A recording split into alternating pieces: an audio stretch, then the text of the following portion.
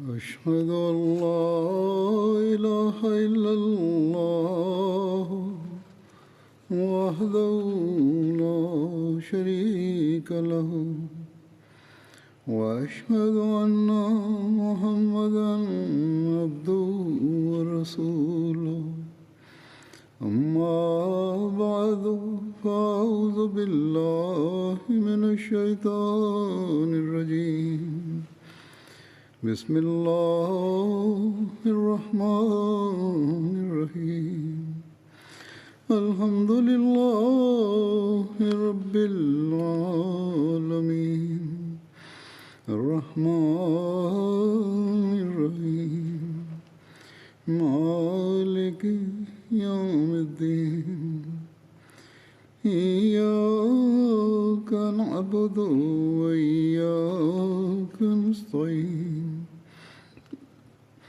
اهدنا الصراط المستقيم صراط الذين أنعمت عليهم غير المغضوب عليهم ولا الضالين. الحمد لله الذي وفق الجماعة الأحمدية في بريطانيا لعقد الجلسة السنوية بعد وقفة عام أم لنقل بعد سنتين، والتي بدأت في يوم الجمعة الماضية وانتهت في يوم الأحد الماضي، مجليا مشاهد جوها الروحاني.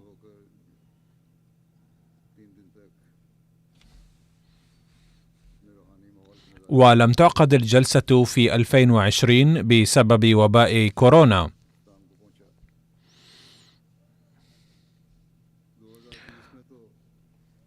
وكان مسؤولو الجلسة السنوية يظنون أن الظروف في هذه السنة أيضا مماثلة تقريبا، لذا قد لا تعقد الجلسة في هذه السنة أيضا.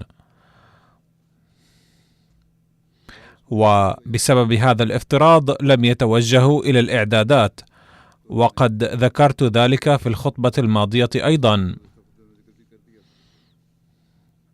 ولكن حين قلت لهم أن الجلسة ستعقد حتما بفضل الله تعالى، بدأوا بالإعدادات، ولكنني كنت أشعر بأنهم لا يعدون بكل جدية، لذا فقد كنت قلقا من أن المسؤولين ما داموا مسترخين فماذا عسى أن يكون تفكير العاملين. ومع ذلك كنت عاقدا الأمل أن الله تعالى سيوفق الجميع للإعداد الجيد للجلسة، وسيهيئ العاملين أيضا.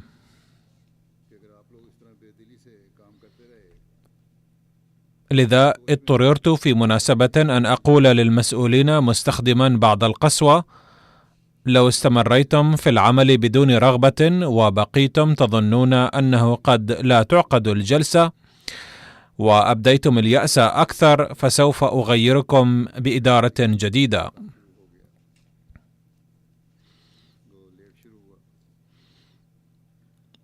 باختصار، هزهم قولي هذا وبدأوا يعملون بسرعة ولو بتأخير قليل. والعاملون المتطوعون الذين يعملون على الصعيد الأدنى هم القوة الأصلية وهم القوة العاملة. وكان يبدو أنهم يتوقون للعمل سلفا، وحين بدأ العمل حضر المتطوعون فورا لأداء مهام الجلسة، وكثر عددهم لدرجة صعب على المسؤولين كيفية الانتقاء، لأن الجلسة كانت ستعقد على نطاق محدود. على أي حال، اختار الرجال والنساء العاملين لأداء المهام، فالنساء اخترن 5 العاملات والرجال 1/3 فقط. والذين لم ينتخبوا للعمل حزنوا جدا على أنهم لم يجدوا فرصة للخدمة. لذا أريد أن أقول أولا لأولئك الرجال والنساء والشباب والفتيات والأطفال، الأطفال أيضا يعملون في الجلسة، أن الله تعالى يجزي بحسب النيات. لقد قبلت نيتكم لخدمة ضيوف المسيح الموعود عليه السلام وإن لم تجدوا فرصتها لبعض الأسباب، ولكن الله تعالى بسبب إخلاص نيتكم لن يحرمكم من الأجر. وأدعو الله تعالى أن يجزيهم جميعا خير الجزاء لروح الخدمة هذه.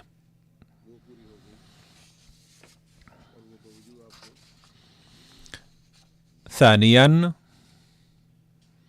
كما هي عادتي،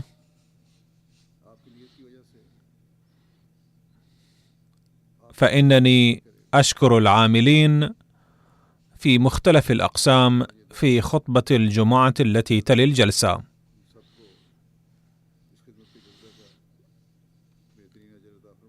إن الناس من الدنيا كلها يكتبون إلي ويشكرون هؤلاء العاملين المتطوعين الذين أدوا حق واجباتهم حيثما عينوا للخدمة.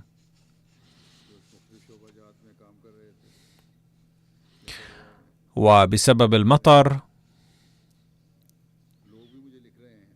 أصبح إخراج السيارات مشكلة كبيرة في بعض الأوقات،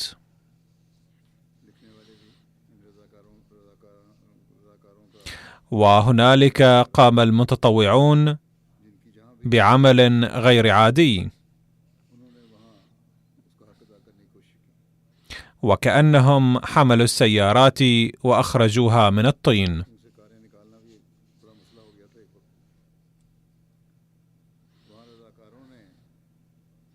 والعاملون في الأقسام الأخرى الذين كانوا يجدون فراغا في عملهم أيضا كانوا ينضمون إليهم لإخراج السيارات، كما كتب لي بعضهم.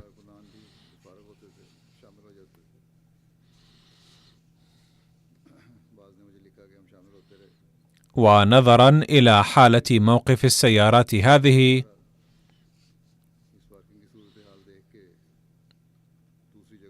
تم تدبير إيقاف السيارات في مكان آخر، ولكن السيارات التي جاءت في اليوم الأول أو في صباح اليوم الثاني كان من الصعب إخراجهم من هناك. وقد لقطت الكاميرات هذه المشكلة وأرتها العالم كله عبر MTA، فالذين كانوا يشاهدون هذه المشاهد على التلفاز من الأحمديين وغيرهم أبدوا استغرابهم، بل حين رآها المسلمون غير الأحمديين وغير المسلمين قالوا لا تصدق مثل هذه المشاهد في الدنيا اليوم. كان الجميع سواء أكان مسؤولا أم عاملا قد تلطخ بالطين من أجل إخراج السيارات. هؤلاء الناس الذين أعطى الله تعالى جماعة المسيح الموعود عليه السلام، فهم يعملون مثل الجن. ثم هناك أقسام أخرى مثل النظافة وتحضير الطعام والطبخ والخبز،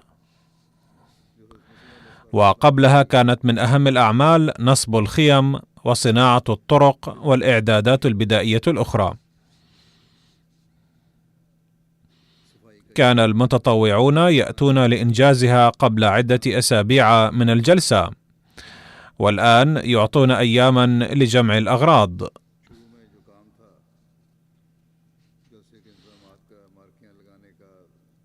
وهكذا تأثر العالم جدا برؤية هذه الأعمال لمختلف الأقسام على MTA وعبر البث الحي على الإنترنت.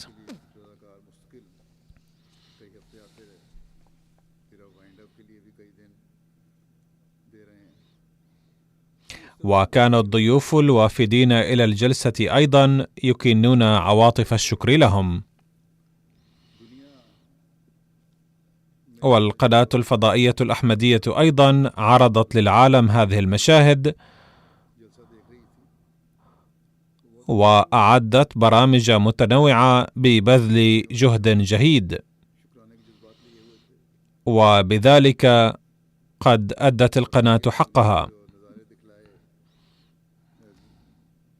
ولم تعرض للعالم مجريات الجلسة فحسب،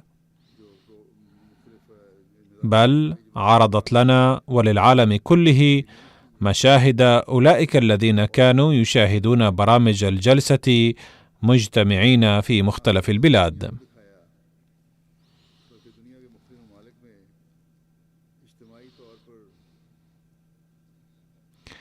فكل مجريات الجلسة بدءا من العمل الأولي للعاملين، ثم الأعمال الجارية أثناء أيام الجلسة، ثم البرامج العلمية والتربوية والخطابات من مكان الجلسة، عرضت على MTA بحيث استغربها الأحمديون وغيرهم جميعا في العالم كله، ويشكرون الجميع على رؤية هذه المشاهد.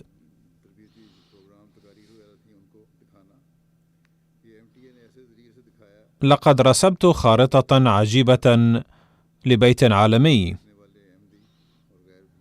فأشكر جميع العاملين رجالا ونساء على أنهم جميعا عملوا بكل إخلاص في هذه الظروف غير المواتية بل شبه الطارئة.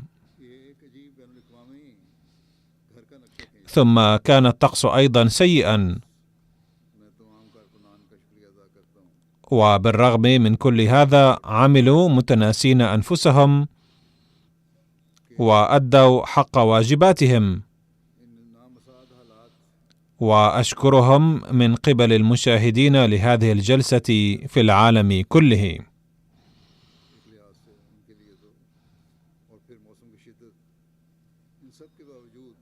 فقد أتتني كثير من رسائل الشكر.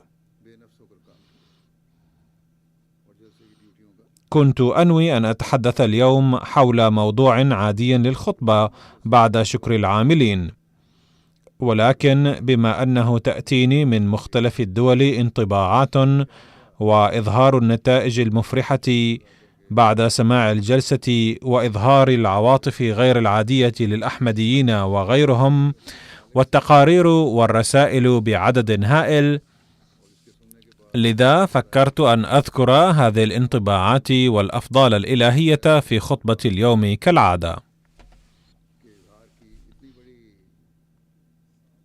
لا يمكن ذكر جميعها، لذا اخترت بعض النماذج. الجلسة التي عقدت بإعدادات منفردة في هذه السنة قد فتحت أبواب أفضال الله تعالى، بحيث يزداد المرء خضوعا لله شاكرا له. ما أعجب أفضال الله تعالى على الجماعة بالرغم من هذه الظروف. إن الناس أبدوا فقدان شيء واحد، وهو أنه لم تحدث في هذه السنة البيعة العالمية التي كانوا ينتظرونها بشدة، ولكن في الظروف الحالية كان من الصعب أن تحدث البيعة، فكان هناك اضطرار. والآن أذكر بعض التقارير والانطباعات بإيجاز. في هذه السنة اشتركت فروع الجماعة في الجلسة السنوية أول مرة عبر البث الحي، أعني كان الناس يستمعون إلى الجلسة السنوية في أماكنهم، ومع ذلك كانوا يشاهدون هنا على الشاشة.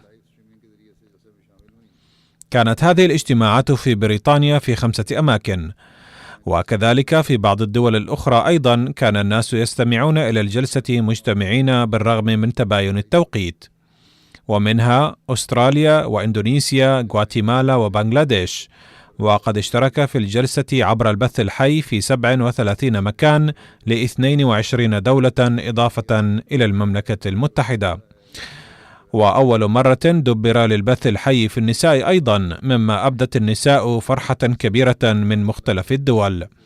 وبحسب ما قدر فقد شاهدت وسمعت قرابة 35 ألفا من النساء عبر البث الحي برامج النساء وخطاباتهن.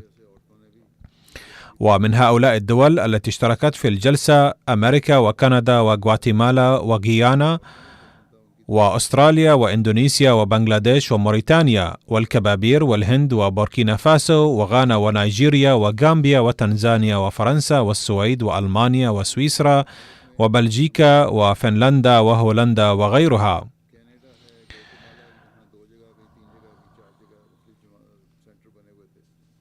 وكانت في هذه الدول مراكز الاجتماعات في بعضها مركزان وفي بعضها الآخر 3 مراكز أو 4. في نيجيريا كان شخص غير أحمدي السيد عيسى يأتي 3 أيام للجلسة من أجل الاستماع لخطاباتي، فيقول: كنت سمعت من قبل أن الجماعة الأحمدية معارضة للإسلام والأحمديون وضعوا التلفاز في المسجد، وهذا غير جائز، ولكن بعد متابعة الجلسة توصلت أنه لو أصبح العالم الإسلامي كله مثل الجماعة الأحمدية التي تعيش متحدة وتبلغ رسالة الإسلام، فسوف يتقوى المسلمون لدرجة لن تجرؤ أي قوة أن تتكلم ضد الإسلام.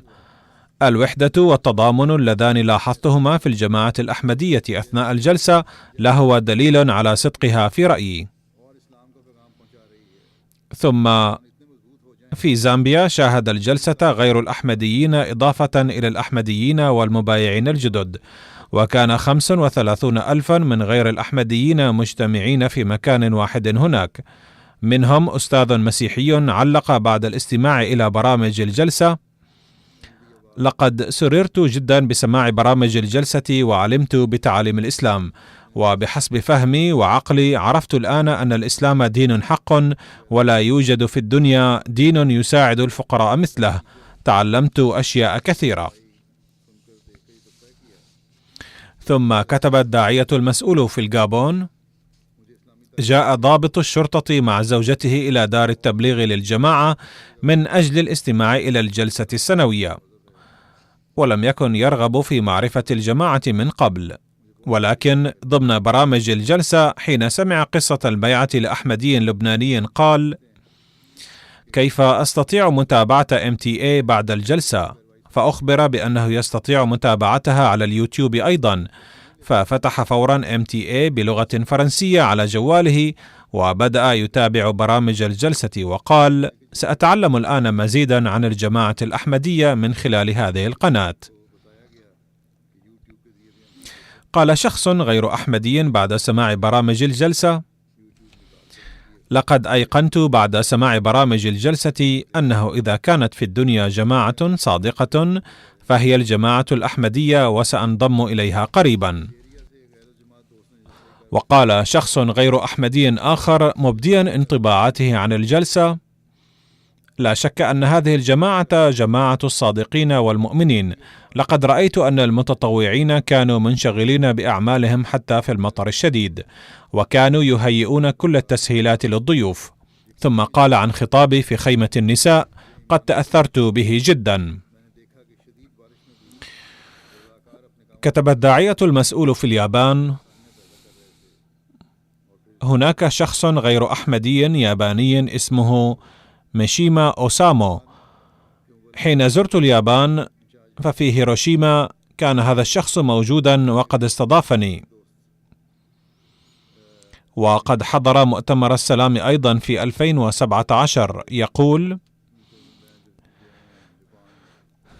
إنني أشاهد الجلسة حاليا، وقد سمعت الخطبة أيضا بتاريخ 6 أغسطس، وبسماعها تذكرت خدمات الخليفة الثاني رضي الله عنه لليابان، حيث رفع صوته في يوم الجمعة بتاريخ 10 أغسطس عام 1945 ضد الدمار النووي الذي تعرضت له هيروشيما، وكان ذلك الصوت هو الصوت الأول الذي صعد بحق هيروشيما. ثم قام الخليفة الحالي بجولة لهيروشيما، وإن رسالته بشأن الأمن والسلام أيضا تحتل أهمية كبيرة لي.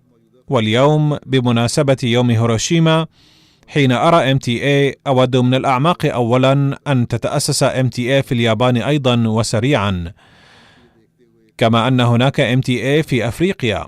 وثانيا إن أجواء الجلسة واجتماع الناس من جميع أنحاء العالم يرسخ في ذهني فكرة أهمية دور الجماعة الإسلامية الأحمدية في جمع العالم على منصة واحدة وإقامة الأمن والسلام في العالم.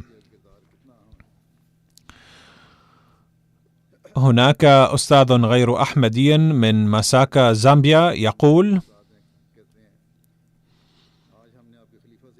لقد تعلمنا اليوم من الخليفة أن المرأة تتمتع بحرية التعبير الكاملة،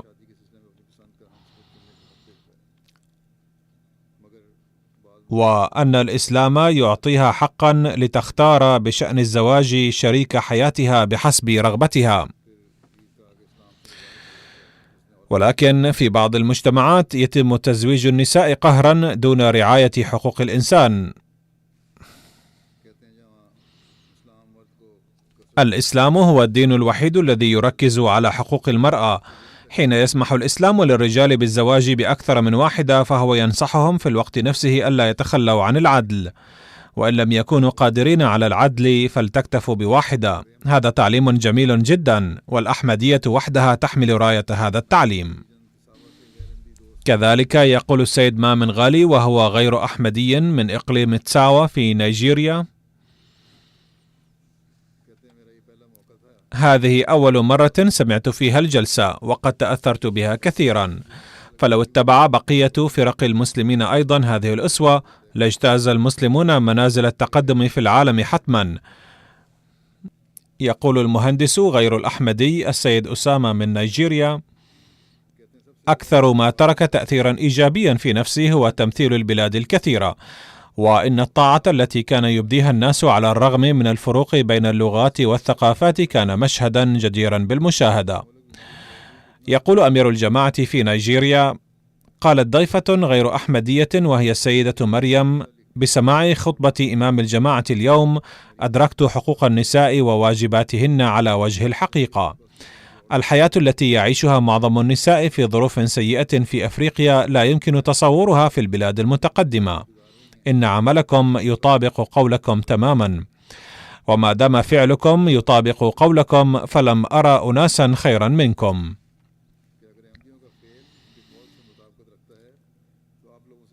إذن لا بد أن يعمل كل أحمدي بهذا التعليم في بيته أيضا ليستمر هذا التأثير وهذا التعليم الحقيقي الذي تأثر به الناس، لأن هذا التعليم ليس للبيان في الخطابات فقط. كذلك أثنى السيد فريد موسى وهو من غير الأحمديين من نيجيريا على خطاب ألقي في خيمة النساء، وقالت السيدة مريم إلياس: ما قاله إمام الجماعة عن حقوق النساء مبني على تعليم الإسلام الحقيقي، وقد شعرت بالاعتزاز على كون امرأة. ليت الناس جميعا يفهمونه لتصبح الدنيا جنة. تقول سيدة غير أحمدية أخرى من نيجيريا السيدة نفيسة آدموس: لقد سمعت خطاب إمام الجماعة الأحمدية لأول مرة، وتبين لي بجلاء أنه إذا كان يؤدي حقا مقتضى العزة والاحترام الذي أعطاهما سيدنا رسول الله صلى الله عليه وسلم النساء، فهم أفراد الجماعة الأحمدية فقط. أقول أؤكد مرة أخرى أنه لموقف تفكير رصين لكل الرجال الأحمديين كلهم أن يكون سلوكهم في البيت سليما وألا يخضعوا العالم. يقول أمير الجماعة في نيجيريا: إن أخانا الحاج حسين يمتهن التجارة وهو رجل مشغول جدا بوجه عام. قدمت له الدعوة لحضور الجلسة فقبلها، وقال بعد الجلسة: كنت قد حضرت جلستكم رسميا فقط، واضعا في الحسبان أنها تكون كمهرجان دنيوي، ولكن حين بدأت بسماعها عزمت في نفسي أنني سأحضرها الأيام الثلاثة بانتظام. إن أكثر ما أثر في نفسي هو أجواء الجلسة، فقد بدا لي بالنظر إلى عمل المتطوعين أن قلوبهم زاخرة بحماس يقويهم، وإلا هذا ليس بوسع إنسان دنيوي. يقول الداعية المسؤول للجماعة في غينيا كوناكري: يقول الداعية المحلي في إقليم كينار: لقد دعونا عمدة المنطقة لحضور الجلسة، ولكنه قال بأنه مريض وسيحضر ابنه. عندما حضر ابنه كان الخطاب في خيمة النساء على وشك البدء. في هذه المنطقة نقص شديد في الكهرباء، وبالإضافة إلى ذلك الموسم في هذه الأيام هو موسم الأمطار، وإذا انقطعت الكهرباء فلا تعود إلى ساعات. وعندما كان البرنامج على وشك البدء انقطعت الكهرباء ولم تكن عندنا مولدة أيضا، ومن ناحية ثانية كان الضيوف قد جاءوا سلفا. يقول الداعية: لقد دعونا الله تعالى بتضرع وخشوع أن يري معجزة لصدق الجماعة بإعادة الكهرباء، ولم تأتي حضرتكم إلى المنصة إلا وقد عاد التيار الكهربائي. وهكذا أجاب الله تعالى دعاءنا نحن خدام مسيح الزمان عليه السلام. وأرى معجزة لصدق المسيح الموعود عليه السلام والإسلام، الأمر الذي ترك في قلب ضيفنا تأثيرا طيبا. والغريب في الأمر أن الكهرباء انقطعت مرة أخرى بعد انتهاء الخطاب فورا. قال هذا الضيف المذكور أيضا أنه لم يسمع من قبل خطابا شاملا مثله، وأن كل ما يروجه المسلمون الآخرون عن الجماعة باطل تماما. يقول داعية الجماعة من الكامرون: السيد الحاج عثمان عمدة قرية قريبة من مدينة مورو في منطقة شمالية لكامرون، وقد شاهد مجريات الجلسة عبر قناتنا MTA في أفريقيا. ثم قال: كنا نسمع منذ الصغر أنه عندما يأتي الإمام المهدي سيراه العالم كله، وقد أيقنت بمشاهدة مجريات الجلسة اليوم أن الجماعة الأحمدية هي جماعة الإمام المهدي حقا الذي يراه العالم كله حاليا. لقد اشترك الناس من عدة بلاد في الجلسة بواسطة MTA وشاهدوا وسمعوا خطابات إمام الجماعة، وقد رأيت اليوم تحقق قول نبي الله صلى الله عليه وسلم بأم عيني أيضا. يقول أمير الجماعة في مالي: اتصل بنا الأستاذ عمر باري وقال: لست أحمديا ومع ذلك لم أسمع برنامج الجلسة أنا فقط، بل جميع أفراد بيتي أيضا بإصغاء تام. وعندما كانت الهتافات ترفع في أثناء كلام الخليفة كان جميع أهل بيتنا متحمسين لها فنرفع الهتافات. ثم قال السيد عمر باري: سآتي إلى مركز الجماعة قريبا وأدخل الجماعة الأحمدية مع عائلتي بإذن الله تعالى. يقول الداعية المسؤول للجماعة في الكامرون: أخبرني الإمام المسؤول السيد دولة فاروق: لقد سمعت بواسطة MTA أفريقيا جميع الخطابات الملقاة في الجلسة. إن الناس يكفرون الجماعة ويتهمونها بكونها جماعة إرهابية، وجوابهم موجود في آية خاتم النبيين المكتوبة على جدار المنصة، وستزول بإذن الله الكثير من سوء التفاهم المنتشر عن الجماعة الإسلامية الأحمدية. يقول أمير الجماعة في تنزانيا: قالت أخت غير أحمدية وهي السيدة جابو المحترمة من إقليم أروشا: شاهدت مجريات الجلسة لأول مرة ولم أشاهد اجتماعا هادئا مثله في حياتي. إن الناس يثيرون الشغب والضجيج في الاجتماعات عادة، ويقدمون برامج مضحكة لترفيه الناس، ولكن لم يوجد في هذه الجلسة شيء من هذا القبيل، بل في كل برنامج ذكر شيء عن تعليم الإسلام الحقيقي. لا شك أنه لا يمكن العثور في العالم على نظير حب الأحمديين لخليفتهم. قال زعيم محلي في مدينة مارو في كامرون بعد مشاهدته مجريات الجلسة: إنها مزية فريدة للجماعة الأحمدية فقط، إذ أن مجريات الجلسة تترجم ترجمة حية في عدة لغات ويستفيد منها الناس. لقد استفدت من الجلسة كثيرا وزدت علما. إن قناة MTA بركة، وسأركب الآن اتصالا سلكيا وصحنا، وسأستفيد من MTA جالسا في بيتي وأضيف على علمي. أقول إن غير الأحمديين أيضا يتأثرون بMTA، والذين يريدون الاستفادة من هذه المائدة الدينية فهم يفعلون ذلك، وهذا هو سر التقدم. إذا أردتم التقدم من الناحية الروحانية فيجب على الأحمديين أيضا أن ينتبهوا إلى هذا الأمر أكثر من ذي قبل. يقول داعيتنا المسؤول في الغابون: قال أحد المبايعين الجدد: الحق أنها الجلسة العالمية التي اشتركنا فيها، كما اشترك فيها أناس من عدة بلاد من العالم. هذا الأمر يقوي إيماننا. الناس مشتركون في الجلسة على الرغم من فارق كبير بين مواقيت البلاد المختلفة، وهذا النموذج لا يمكن أن تقدمه إلا الأحمدية، ولا يمكن ذلك للمسلمين الآخرين. يقول مبايع جديد وزعيم في منطقته السيد علي من محافظة شرقية في زامبيا: لقد انضممنا إلى الجماعة من المسيحية. تأسست الأحمدية رسميا في قريتنا في فبراير 2021، وبعد ذلك جاء غير الأحمديين إلى منطقتنا عدة مرات وحاولوا بث الشكوك والشبهات المختلفة في قلوبنا ضد الجماعة. أقول: عندما كان أهل القرية مسيحيين لم يأتهم أحد ليرشدهم، ولكن لما دخلوا الأحمدية جاء المشايخ غير الأحمديين ليصلحوا لهم دينهم. لقد وفقنا لمشاهدة الجلسة السنوية للجماعة في بريطانيا، وقد شاهدنا الجلسة المنسقة إلى هذا الحد أول مرة في حياتنا، وقد اشترك فيها الناس بعدد كبير على الرغم من الوباء المنتشر.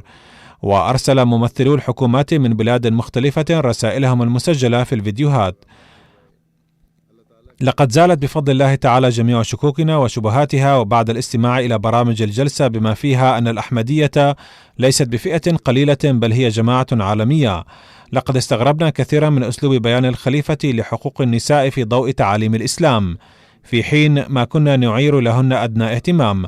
فما شاهدناه وما سمعناه سوف نطلع عليه أناسا آخرين بعد عودتنا إلى بيوتنا لكي يتقوى إيمانهم أيضا، وسنعمل أيضا بما سمعناه. يقول مبايع جديد السيد ريسلي بن مو باسولي من ماليزيا: بعد مشاهدة مجريات الجلسة السنوية في بريطانيا، أشكر الله تعالى كثيرا على أنه وفقني للانضمام إلى الجماعة الإسلامية الأحمدية ومعرفة إمام الزمان. ما كنت موجودا في بريطانيا، ومع ذلك سنحت لي الفرصة لرؤية خليفة الوقت وسماع خطابه.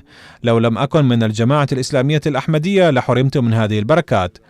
أعد أنني سأكون مخلصا ومطيعا للخلافة دوما. تقول السيدة بيشلي مارلين من البرازيل: بايعت قبل بضعة أشهر، ومن حسن حظي أنني وجدت فرصة مشاهدة الجلسة لأول مرة، وعلى الرغم من عدم معرفتي باللغة تعلمت وعرفت الكثير جدا. أشكر الله تعالى على أنه وفقني لقبول الأحمدية. كتب الداعية المسؤول من غينيا بيساو: سافرت 4 من المبايعات الجدد من قرية نائية تدعى كيسيني لتصل إلى مركز الجماعة بمسرة، بعد أن قطعت مسافة 8 كيلومترات مشيا على الأقدام لتشاهد فعاليات الجلسة السنوية المنعقدة بالمملكة المتحدة. ولما سمعنا خطاب الخليفة قلنا: كنا انضممنا إلى الأحمدية من قبل، ولكن أدركنا اليوم بعد سماع خطاب الخليفة كم كنا محرومات من هذه النعمة العظيمة من قبل. لقد اكتمل اليوم إيماننا بصدق الأحمدية 100%، وقد عاهدنا الآن أننا سنأتي هنا للاستماع لخطبة الخليفة دائما. انظروا كيف أن الله تعالى يحدث هذه الثورات في النفوس. وفي غيانا أيضا شهد الإخوة البث المباشر لفعاليات الجلسة عبر الإنترنت. وقال مبايع جديد اسمه مظفر كيوسي: حضرت الجلسة لأول مرة اليوم، وكانت تجربة رائعة جدا، ولا سيما حين جلست مع إخواني الأحمديين لمشاهدة الجلسة ورأيت الخليفة واستمعت لخطابه. كل هذا كان مؤثرا جدا، لم أستمع لتلاوة جيدة لأية مسلمة من قبل. لقد أشاد هذا بالتلاوة أيضا، كما قال: لقد اجتمع أبناء جماعتنا من شتى المدن والقرى في مكان واحد لمشاهدة فعاليات الجلسة، وكل هذه بركات الخلافة والأحمدية التي قد أنعم الله بها علينا. إن رؤية أبناء الجماعة من مختلف أمصار العالم وهم يحضرون هذه الجلسة السنوية بواسطة البث المباشر عبر الإنترنت كان أمرا رائعا. لقد رأيت أبناء الجماعة من بلاد كثيرة لم أكن أعلم أن جماعتنا متواجدة فيها. كما شاهدت كيف أن الإخوة يعملون في الجلسة متعاونين. كان هناك أخ من المملكة المتحدة وهو موظف في البنك، وكان قد أخذ الإجازة من عمله ليعمل متطوعا في الجلسة، وكان ينام في سيارته في هذه الأيام. تؤكد هذه الأمور كلها أن أبناء الجماعة مخلصون ويقومون بالتضحيات. لقد علمت حقوق الآخرين بالاستماع لهذه الخطب. انظروا كيف يعبر هذا الأخ عن مشاعره عن الجلسة. وقال السيد صفوان نايق وهو مبايع جديد من موريشيوس: كانت هذه أول تجربة لي للمشاركة في الجلسة عبر البث المباشر بواسطة الإنترنت. لا شك أن المشاركة في الجلسة بهذه الطريقة قد زادتني قربا إلى الخلافة. كل كلمة من كلمات الخليفة كانت تدخل في قلبي، وإني جد مسرور بقراري بالانضمام إلى هذه الجماعة. إني أتعلم الكثير من البرامج التي تبثها MTA عن سيدنا المسيح الموعود عليه السلام. وكتب السيد أشرف ضياء من النمسا، تقول السيدة دوناتيلا وقد بايعت في بداية هذه السنة: إن كل ما قاله الخليفة كان يهز المشاعر. كانت عبراتي يتحدرن من أماقية خلال خطاباته. لا جرم أن الإسلام يهب الحياة ويهدي إلى الحق. حياتي تتغير إلى الأحسن بالتدريج، وأشكر الله على توفيقه لي لقبول الأحمدية. إن هذه السيدة من النمسا كما قلت آنفا.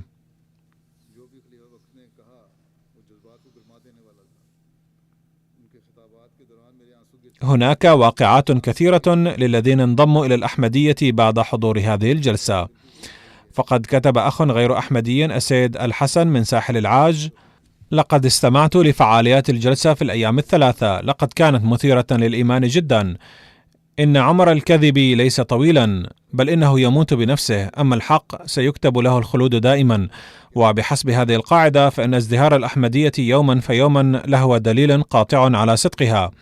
كنت بعد انتهاء الجلسة السنوية أتجاذب أطراف الحديث عن الجلسة مع أصدقائي في مطعم، فقال شخص غريبا بعد سماع حديثنا: إذا كانت هناك جماعة تعمل بتعاليم الإسلام الحقيقية اليوم فإنما هي الجماعة الإسلامية الأحمدية. بعد هذا الكلام ذهب هذا الغريب لسبيله، ولكنه صدق ما قلناه بأن الأحمدية هي التي تعمل بالإسلام الحقيقي قولا وفعلا اليوم. وبعد هذا الحادث التقى السيد حسن هذا بمعلمنا هنالك وقال: إني أريد الآن البيعة والانضمام إلى الأحمدية، لأني لا أستطيع أن أظل محروما من قبول الحق طويلا. وكتب الداعية المسؤول في كونغو برازيل في فرع جماعتنا بجامبومبا: وفقنا الله تعالى لبث جميع فعاليات الجلسة السنوية عبر التلفاز والإذاعة.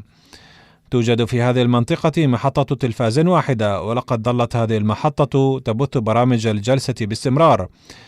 وقد شاهد أو استمع لفعاليات الجلسة حوالي 4000 شخص، كما أن أفراد جماعتنا من 30 فرع واقعة حول منطقة جامبومبا قد شاركونا في الجلسة عبر المحطة الإذاعية. لا توجد الكهرباء في هذه المنطقة، ولذلك استمعوا لفعاليات الجلسة عبر الإذاعة. وقال الداعية: كانت الترجمة الحية لجميع خطب الخليفة تقدم للمستمعين باللغة المحلية لينغالا. وكان برنامج متابعة الجلسة ناجحا جدا باعتراف الجميع من الأحباب والأغيار. ظل جو الجلسة السنوية سائدا في كل طرف وصوب خلال الأيام الثلاثة، كما قدمنا الطعام للضيوف كما هي العادة خلال الجلسة السنوية. وبفضل الله تعالى قد بايع 12 فردا وانضموا إلى الجماعة الإسلامية الأحمدية خلال هذه الجلسة.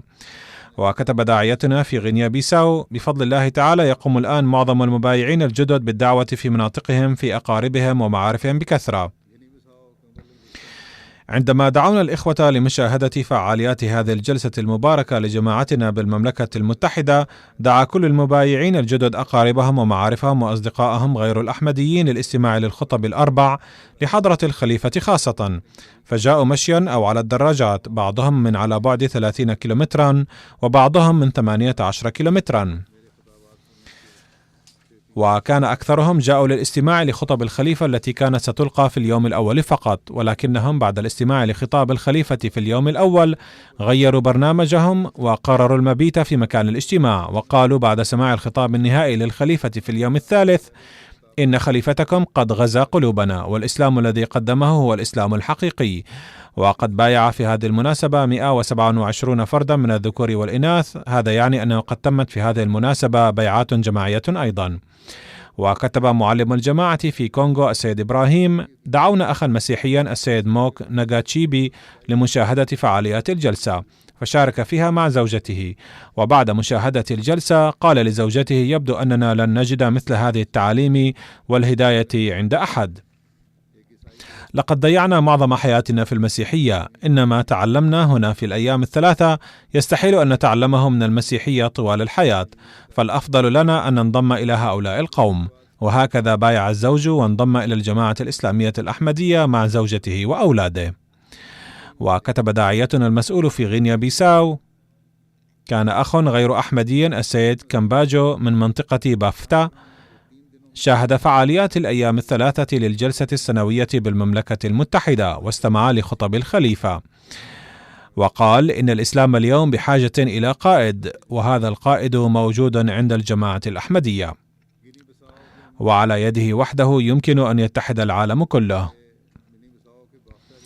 ثم بعد انتهاء الجلسة ما لبث هذا الأخ أن بايع وانضم إلى الجماعة الإسلامية الأحمدية.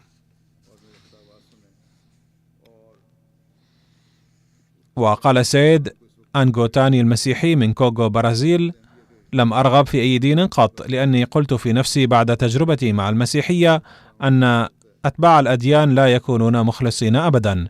إن أخي منضم إلى الجماعة الأحمدية سلفا، وهو الذي دعاني لحضور الجلسة، فحضرتها، وبمشاهدة فعالياتها بدأ التغير يحدث في داخلي تدريجيا، وبدأت أرغب في الدين.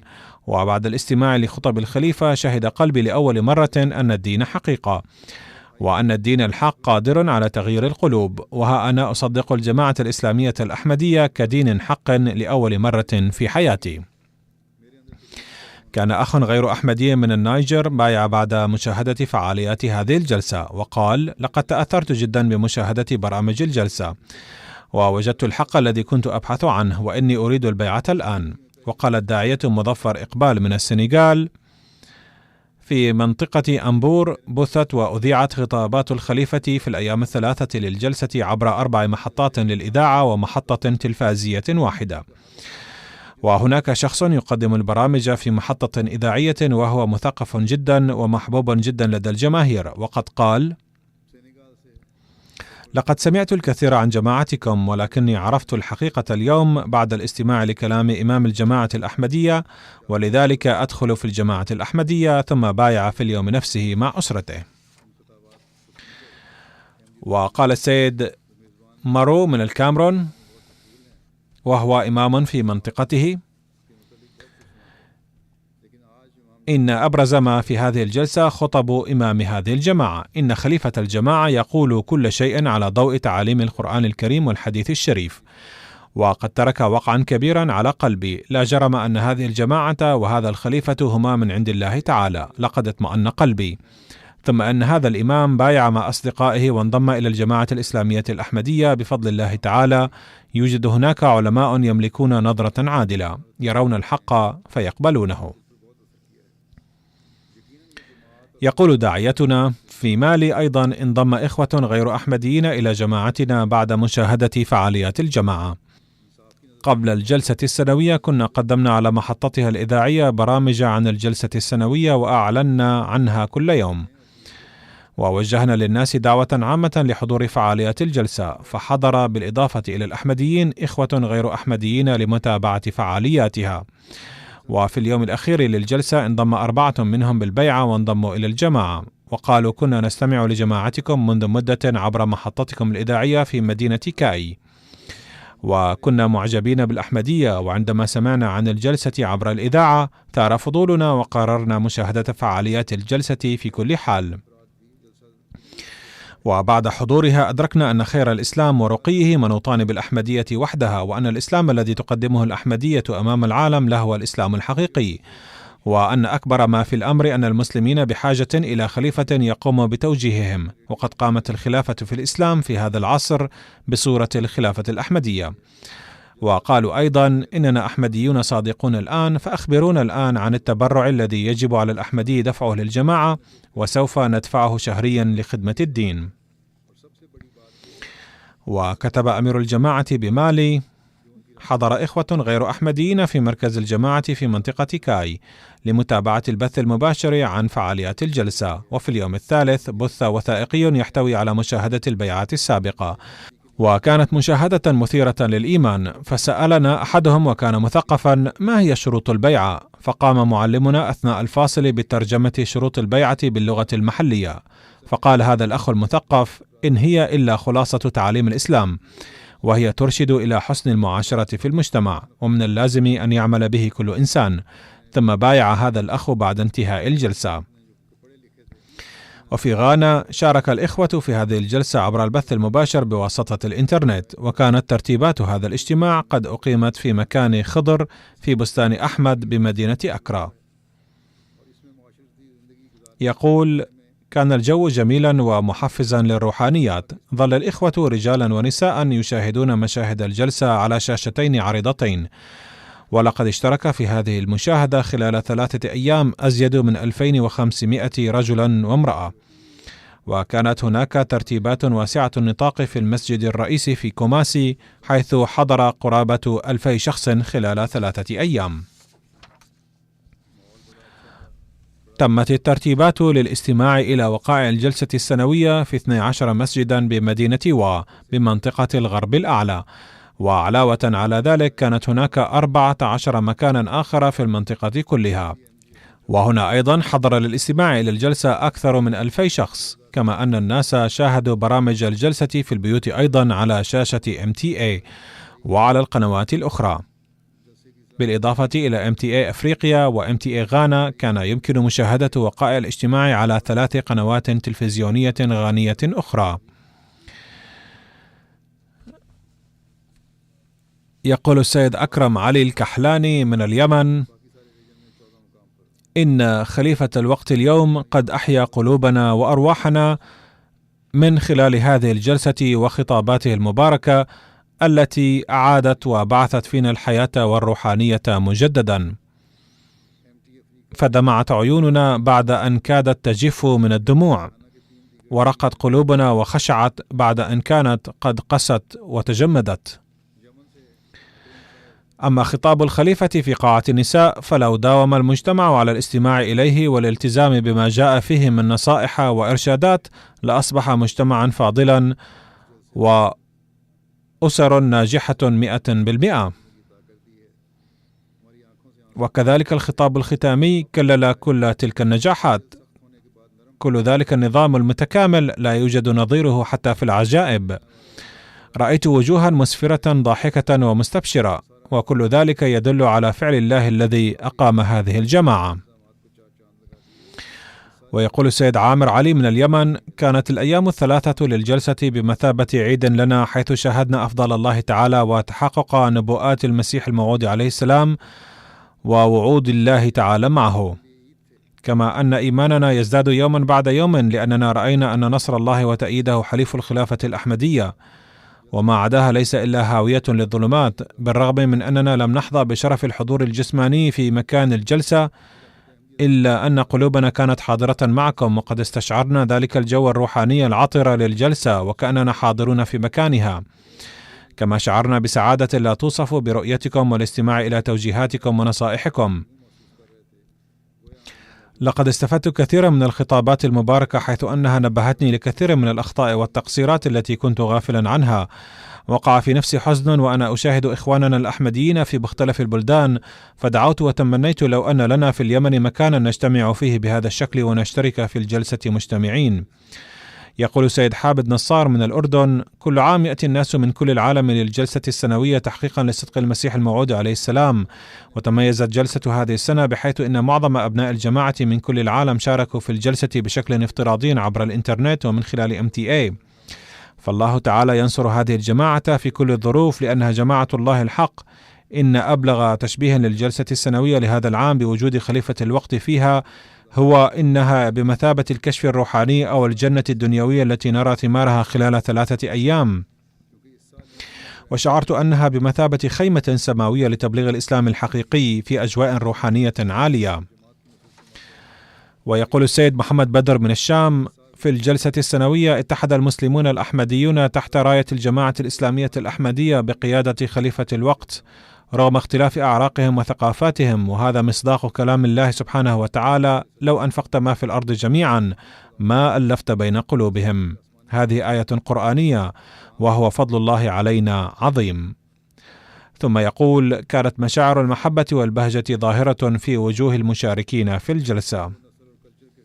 ويقول: شعرنا بمشاعر الطمأنينة والسلام، كنا نشعر وكأننا في ظل قائدنا الروحاني في واحة روحانية مغمورة بالسكينة والسلام والطمأنينة. لقد شعرت بشدة أن هناك تقصيرات كثيرة، وينبغي أن أسعى لإحداث تغييرات طيبة ورفع مستوى التقوى وإثار الدين على الدنيا، والتعامل مع النساء بالرفق واللين من أجل تحسين الحياة العائلية.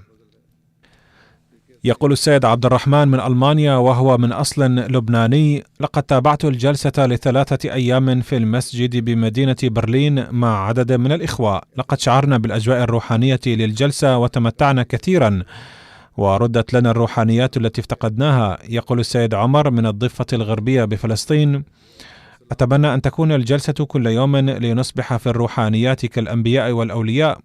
كان شعورا عجيبا. لقد استمعنا إلى الجلسة مع الإخوة جميعا وكان الجو مليئا بمشاعر المحبة والأخوة. يقول السيد رضوان شاهد من ساحل العاج: أخبرني السيد أندري رئيس الجماعة في مدينة مان أن هذا المشهد كان مؤثرا للغاية لما رأينا عالم الأحمدية كله متحدا تحت لواء الخلافة ومنشغلا في طاعتها. كان الوقت نهارا في مكان وفي آخر ليلا، إلا أن الجميع كان على أحر من الجمر للاستماع إلى خطاب الخليفة وكانوا يجددون به إيمانهم. يقول السيد إلياس قرباتوف الرئيس الوطني في قرقيزستان: لقد كانت خطابات الجلسة مؤثرة للغاية بحيث لم أتمالك نفسي وبدأت عيني تذرفان الدموع. لقد شاهدت الجلسة على اليوتيوب وبلغت فرحتي ذروتها لما قرأت تعليقات الإخوة والأخوات يباركون بعضهم البعض بمناسبة الجلسة ويتبادلون التهاني. كان هؤلاء الإخوة والأخوات من أقوام مختلفة، منهم الروسيون وأوكرانيون والأرمينيون والتتاريون والقرغيزستانيون والقرقيزيون وغيرهم، وكان هذا المشهد روحانيا عظيما. يقول السيد سليمان وهو أحمدي من النيجر: كان شرفا لي الاستماع إلى خطبة الجمعة لخليفة الوقت مباشرة بلغة الأم هاوسا. إن إضافة لغة هاوسا إلى MTA الخامسة زادت الجلسة رونقا وجمالا بالنسبة إلينا، وأصبحت الجلسة عيدا لنا. إن الاستماع إلى الخليفة بلغة الهاوسا رفاهية لا يقدر لذتها إلا الذي ينتمي إلى هذه اللغة، وكانت هي المرة الأولى التي نشرت فيها ترجمة الخطبة المباشرة بهذه اللغة. يقول السيد سويتونو من أحد فروع الجماعة بإندونيسيا: بعد مشاهدة الجلسة والاستماع إلى خطابات الخليفة تجددت روح حب الخلافة في أسرتنا كلها. لقد رأينا للأخوة الإنسانية نموذجا أعلى يندر له النظير في العالم كله. إن الخلافة تجسد أواصر المحبة والأمن بين الناس بغض النظر عن انتمائهم العرقي وألوانهم. يقول السيد عاطف زاهد من أستراليا: لقد بدأ الخطاب الافتتاحي في البث المباشر في 12:55 في منتصف الليل. مع ذلك وصل الناس إلى مكان الاجتماع واستمعوا إليه بكل جدية وشغف. جاء أحد الإخوة مع ابنه الصغير للاستماع إلى خطبة الجمعة التي انتهت في 10:10 ليلا، فقال لابنه أن يذهب إلى البيت، فقال: كلا، بل سأبقى هنا وأستمع معك إلى الخطاب الافتتاحي. وهكذا ظل بالليل جالسا مع والده.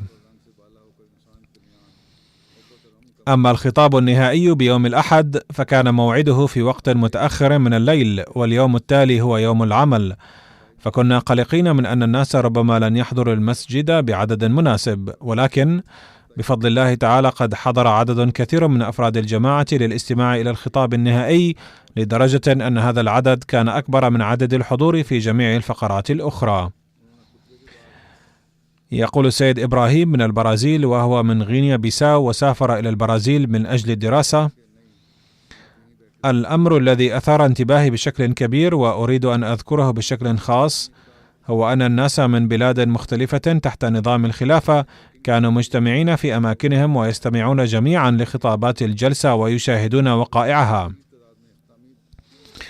وهذا يدل على أن الجماعة الإسلامية الأحمدية لا هي وحدها ممثلة حقيقية للإسلام، وإن لم يأتي الإمام المهدي لما كان بيننا هذه الوحدة والتآلف. أشكر الله تعالى على أنني زدت علما بسبب هذه الجلسة، وأشكر الله تعالى على أنني عضوا في هذه الجماعة. تقول السيدة آتاخانوادي ليارا من قرقيزستان: ما أروع وأمتع الاستماع إلى خطابات الخطباء بكل إخلاص. يغرق الإنسان عند استماعه إلى خطابات خليفة الوقت في عالم يرى بأم عينيه تحقق النشأة الثانية للإسلام فيه. كنا جميعا نستمع إلى خطابات الخليفة بصورة عائلية كبيرة. إن خطاب خليفة الوقت في السيدات الذي ذكر فيها حقوق المرأة في الإسلام كان رائعا، وينبغي أن نخضع أمام الله تعالى شاكرات كيف أنه تعالى صان حقوقنا نحن النساء. تقول هذه السيدة بأن الخطابات تجعلني أنفعل كثيرا.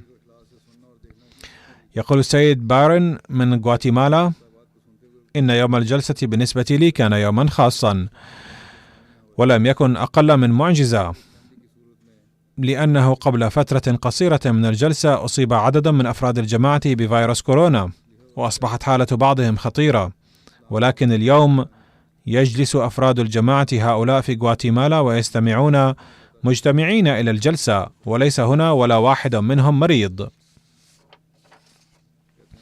عندما كنت مسيحيا كان لدي تصور عجيب عن المعجزات، وبعد دخولي في الأحمدية فهمت حقيقة المعجزات، وهي أن إحداث التغيير الطيب في النفس هي المعجزة الحقيقية. قبل سنة كنت آتي إلى المسجد لوحدي، وكان يبدو إسلام عائلتي من المستحيل جدا، أما اليوم فقد أتيت مع زوجتي وأولادي ووالدتي وأخي وأخي زوجتي وعائلته، ونجلس سويا ونشاهد الجلسة، وإنني أعتبر هذا الأمر معجزة حقا. إن هذا الأخ أحمدي مخلص وبسيط، مدخوله بسيط، غير أن لديه حماسا كبيرا للتبليغ، وحيثما يتوجه فإنه يبلغ الدعوة ويأتي بالناس لزيارة المسجد على نفقته الخاصة. ويقول السيد راميرو مارتينيز من غواتيمالا: بالنسبة لي هذا اليوم خاص جدا، إذ بعد مشاهدتي لجلسة بريطانيا بواسطة MTA ومشاهدة الفيديوهات وبعض المشاهد من أماكن أخرى، تيقنت أن هذا النظام العالمي لهو نظام إلهي، وإن خليفة الوقت عين حقا من الله تعالى، وهو يخبرنا أي نموذج ينبغي للمسلمين أن يقدموه في المجتمع. إنني سعيد جدا، وسأتابع خطابات الخليفة وأستمع إليها بانتظام في المستقبل.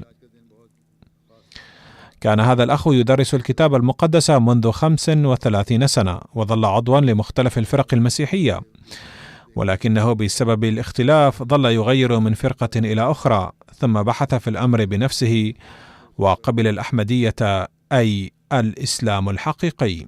هو يسكن على بعد 20 كيلومترا من المسجد، ومنذ أن دخل في الأحمدية ظل يحضر صلاة الجمعة دائما ما عدا واحدة بسبب تعطل سيارته، ويقيم الصلوات الخمس في بيته جماعة. تقول السيدة أولين بنزيلس من غواتيمالا: بعد حضور الجلسة في بريطانيا شخصيا عرفت أن للجماعة الأحمدية نظاما، ورأيت الجميع منتظمين في سلك واحد، وأشكر الله تعالى على أنه وفقني لأكون جزءا من هذا النظام، ويؤسفني أن جزءا كبيرا من العالم محروما من الاستماع إلى كلام الخليفة، وبسبب ذلك يواجه العالم مشاكل ويعيش حالة الحرب. فقد فهمت بعد الانضمام إلى الجماعة الأحمدية أن كل شيء ممكن بالدعاء، وانحلت مشاكلنا الكثيرة بالدعاء، فبدعاء الخليفة قد سلم بيتي الذي كاد يخرب. لا أجد كلمات أشكر بها الخليفة. أستطيع أن أقول بعد حضوري الجلسة أول مرة: إن هذا العام عام الفتح والنجاحات لي. صحيح أننا لسنا من الكمل، إلا أننا قد بدأنا السفر الروحاني الجديد، وفي المستقبل أيضا سأحضر كل جلسة.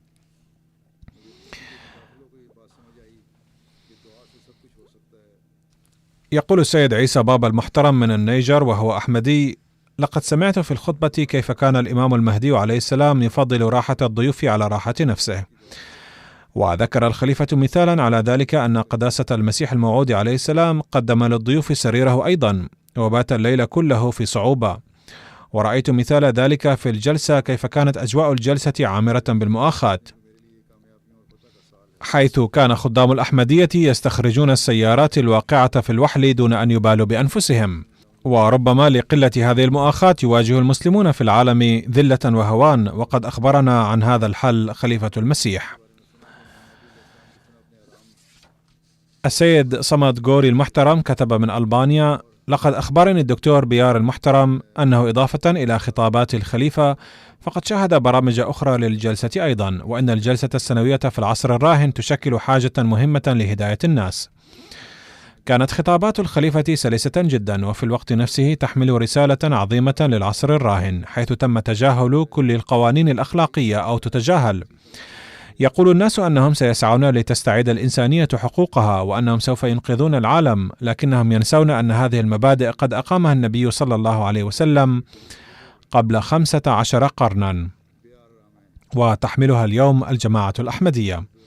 إن مشاهد خدمات الجماعة الأحمدية ومنظمة الإنسانية أولا في منطقة أفريقيا الفقيرة أثرت في كثيرا في الجلسة السنوية هذا العام. إن العيون المشرقة للأولاد هناك كانت تزيح الستار عن الحقيقة أنه لا قيمة أمامهم للخطابات المفوهة لكبار الزعماء الماديين ودعاياتهم، إذ كانت تلك العيون تريد الماء الروحاني الذي هو الحياة، وكانوا يشربونه بلذة أول مرة في حياتهم.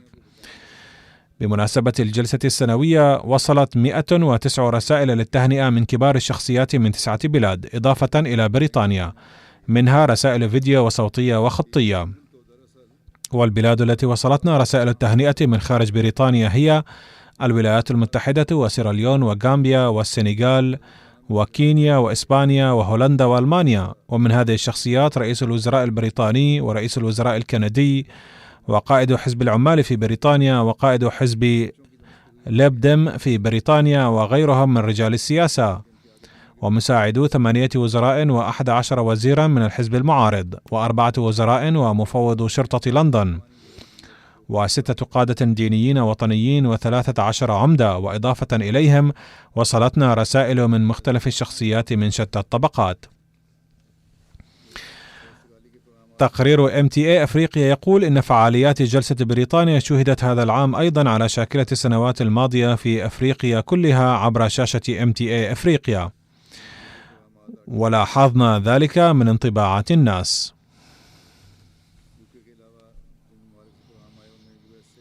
وإضافة إلى MTA أفريقيا قد بثت بعض القنوات التلفزيونية المحلية أيضا فعاليات الجلسة بفضل الله تعالى، فقد بثت خطابات بثا مباشرا في 14 قناة تلفزيونية محلية في غامبيا وسيراليون وليبيريا وغانا وأوغندا ومالي ورواندا وبوروندي والسنغال وبوركينا فاسو. وبحسب ما قدر وصلت رسالة الإسلام إلى أكثر من 55 مليون إنسان. لقد وصلت رسائل من الذين نهوا عن السفر إلى هنا من إفريقيا بسبب كورونا أن يسمح لهم بالحضور. لقد ترجمت فعاليات الجلسة في لغة هاوسا أول مرة، وينطق بها في أفريقيا أكثر من 50 مليون إنسان. ونشرت 16 قناة تلفزيونية أخبارا عن الجلسة، وعدد مشاهدي هذه القنوات أكثر من 60 مليون. يقول الداعية زكي المحترم من أوغندا: لقد قاد المعارضون حملة معادية على مواقع التواصل الاجتماعي قبل الجلسة، وقالوا أن للأحمديين قرآنا خاصا فلا تستمعوا لجلستهم. فلما كان الأحمديون قد نشروا إعلانا أن هناك جلسة ونرجو أن تشاهدوها، فقد قام الخصوم بدعاية لمنع الناس عن ذلك، زاعمين أن للأحمديين قرآنا مختلفا. فنشأ عند عدد كبير من الناس شوق إلى الجلسة السنوية، فقد ظهر لدعايتهم تأثير معاكس. فقد كتب الكثيرون من غير الأحمديين أنه نشأ لديهم تحسس إثر هذه الدعاية المعادية، وتغيرت قلوبهم بعد الاستماع إلى الجلسة، وعلموا أن للأحمديين نفس القرآن الكريم، بل هم يحبون القرآن أكثر من الآخرين. كتب صديق كاثوليكي من أوغندا: لقد قرأت إعلانا على التلفزيون الوطني أن في بريطانيا يعقد مؤتمر إسلامي، فقلت في نفسي ينبغي أن أشاهد كيف هو هذا المؤتمر. فشغلت التلفزيون يوم السبت وشاهدت رجلا على رأسه عمامة بيضاء يلقي خطابا، فلم أستطع أن أنهض من أمام التلفاز قبل أن ينتهي الخطاب، وسمعت الخطاب كله، ثم قال: لا نجد تعاليم الإسلام عن النساء في أي مكان، ولم أرى شخصا يرفع الصوت عن حقوق النساء قط. واتصل فورا على الرقم الموجود على الشاشة وطلب نص الخطاب في النساء، إن شاء الله سيرسل له. يقول صديق غير أحمدي السيد عبد الله كوي من ليبيريا: كنت أقصد من مشاهدة الجلسة للاطلاع على الفرق بين المسلمين الأحمديين وغيرهم من المسلمين من فرق أخرى، ولكي تتضح علي حقيقة ما يقوله المشايخ غير الأحمديين عنهم، فحصل لي يقين كاملا بعد مشاهدة الجلسة أن ما يقوله المشايخ ضد الجماعة كله دعاية معارضة وكذب، فرسالة الإسلام تنشر في الحقيقة بواسطة الجماعة الأحمدية. وأرى من واجبي أن أطلع الآخرين أيضا على هذه الحقيقة، أن الجماعة الإسلامية الأحمدية وحدها تنشر الإسلام بوجه حقيقي. قال صديق غير أحمدي آخر من ليبيريا: إني قد حضرت الجلسة بدافع التسامح الديني، وحين قرأت على المنصة آية قرآنية لم يكن لدهشتي حد، لأن المشايخ غير الأحمديين يشيعون عن الأحمديين أنهم لا يؤمنون بأن النبي صلى الله عليه وسلم هو خاتم النبيين ولا يحترمونه، لكنني على عكس ذلك أرى أن الأحمديين يروجون حب النبي صلى الله عليه وسلم في العالم كله. وكما ذكر خليفة الجماعة الأحمدية تعليم القرآن وذكر النبي صلى الله عليه وسلم مرارا وتكرارا في خطابه، هو إثبات سافر لحبهم للنبي صلى الله عليه وسلم. لقد تمت تغطية الجلسة في الصحافة والإعلام أيضا بفضل الله تعالى، حيث نشرت BBC خبر الجلسة على قناتها الإقليمية، وعلى BBC ساوث أيضا، كما نشرت فيلما وثائقيا أيضا، ونشرت BBC العالمية أيضا التي تشاهد في 200 بلد التقرير. وإضافة إلى ذلك نشر الخبر مكررا على قناة BBC للأخبار الوطنية. يقول المسؤول عن هذا القسم: من الصعب القول بشكل دقيق إلى كم إنسان وصلت رسالة الجماعة، ونقدر بحذر أنها وصلت إلى 52 مليون شخص في العالم. 40 موقعا نشرت خبر الجلسة، ويقدر عدد قرائها ب27 مليون إنسان. 20 جريدة وغيرها نشرت مقالات عن الجلسة، ويقدر عدد قرائها 735 ألف إنسان. أذيعت برامج عن الجلسة على 16 محطة إذاعية، وبذلك وصلت الرسالة إلى 16 مليون شخص. وكذلك نشرت 12 قناة تلفزيونية أخبار الجلسة، وهي تغطي 2,200,000 إنسان تقريبا. وإضافة إلى كل هذه الوسائل وصلت رسالتنا إلى ما يقارب 663 ألف إنسان عبر وسائل التواصل الاجتماعي. يقول أمير الجماعة في بنغلاديش أن الإخوة شاهدوا الجلسة عبر الإنترنت في المسجد المركزي في دكا، وانراين جينج براهمان برايا شيتا جينج. وحسب تقرير الوارد من هناك، شاهد فعاليات الجلسة أكثر من 800 ضيف غير أحمدي واستفادوا منها. وفي أكثر من 10 جرائد وانلاين بورتر نشرت أخبار الجلسة مع الصور، و3 منها مشهورة جدا. فبحسب التقدير المحتاط جدا، قرأ هذه الأخبار في الجرائد وانلاين بورتر 5,400,000 إنسان على الأقل. كما غطت MTA العالمية فعاليات الجلسة كلها. وأكثر من 15 مليون شخص زار موقعنا على يوتيوب، وشوهدت برامج MTA على يوتيوب عبر 500,000 ساعة. زار أكثر من 35 ألف شخص صفحة MTA على إنستغرام، وبذلك وصلت الرسالة إلى 1.97 مليون شخص. زار أكثر من 100,000 إنسان صفحة MTA على تويتر، وأبدى 35 ألفا منهم إعجابهم وأرسلوا إلى الآخرين أيضا. وصلت رسالة الجماعة على فيسبوك أيضا إلى 550,000 شخص، وكذلك تمت زيارة موقع MTA على الإنترنت 100,000 مرة. وشاهد أكثر من 200,000 إنسان برامج الجلسة عبر MTA عند الطلب. فهذا التقرير قدمته بإيجاز وأخذ وقتا طويلا، ونسأل الله تعالى أن يظهر نتائج أخرى أيضا للجلسة، وأن تلتفت الأرواح السعيدة إلى الأحمدية الإسلام الحقيقي أكثر من ذي قبل، وأن يحفظ الله تعالى الجماعة وجميع الأرواح السعيدة من شر العلماء المزعومين.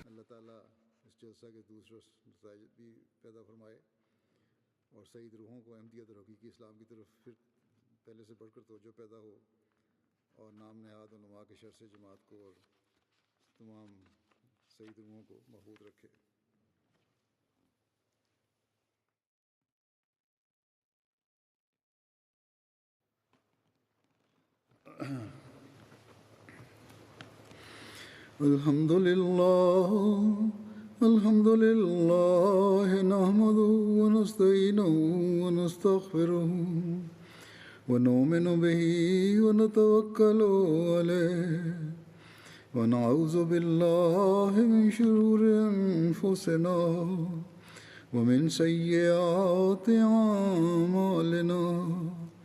من يهده الله فلا مضل له ومن يضلل فلا هادي له. ونشهد أن لا إله إلا الله ونشهد أن محمدا عبده ورسوله. عباد الله رحمكم الله، إن الله يأمر بالعدل والإحسان وإيتاء ذي القربى وينهى عن الفحشاء والمنكر والبغي يعظكم لعلكم تذكرون. اذكروا الله يذكركم وادعوه يستجب لكم ولذكر الله أكبر.